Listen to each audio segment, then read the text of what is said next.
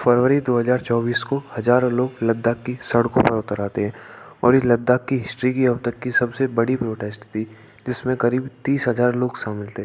तो आखिर क्या था कारण इस प्रोटेस्ट का, आइए समझते हैं इस वीडियो में।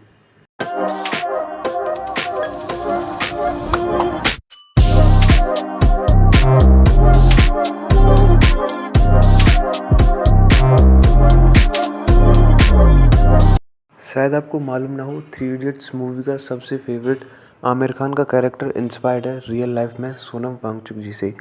ये एक इनोवेटर और एजुकेशन रिफॉर्मिस्ट हैं और इन्होंने वो कई काम किए हैं जो कि थ्री इडियट मूवी में दिखाए गए हैं, जैसे कि लद्दाख के अंदर सोलर बिल्डिंग्स का कंसेप्ट हो, या फिर आर्मी के लिए सोलर हीटेड मिलिट्री टैंक्स हो, या फिर आइस स्टूपास जैसा कॉन्सेप्ट हो, या लद्दाख की वाटर शॉर्टेज से डील करने के लिए आर्टिफिशियल ग्लेशियर का कंसेप्ट हो।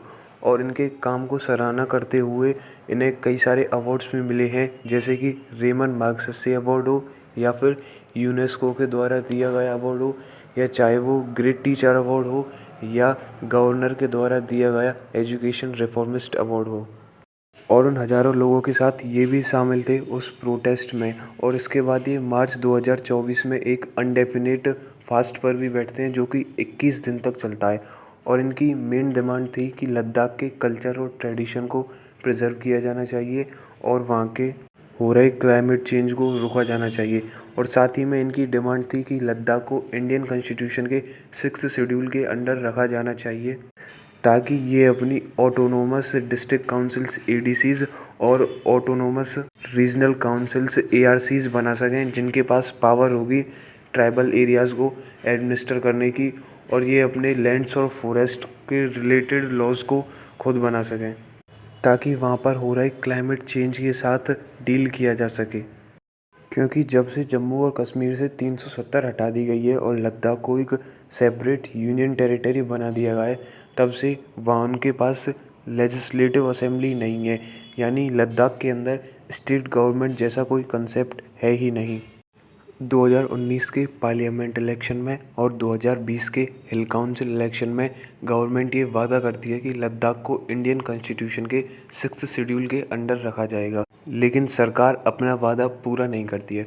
और इसके पीछे का कारण सिंपल सा है कि ऐसा करने पर गवर्नमेंट के पास ये पावर नहीं रहेगी कि लद्दाख के रिसोर्सेज को एक्सप्लॉइट करने के लिए प्राइवेट कॉरपोरेट को दे दिया जाए। क्योंकि लद्दाख को 6th शेड्यूल के अंडर रखने के बाद वहाँ पर एडीसीज और एआरसीज बना दी जाएंगी, जिसमें पूरा राइट लद्दाख के लोगों के पास रहेगा।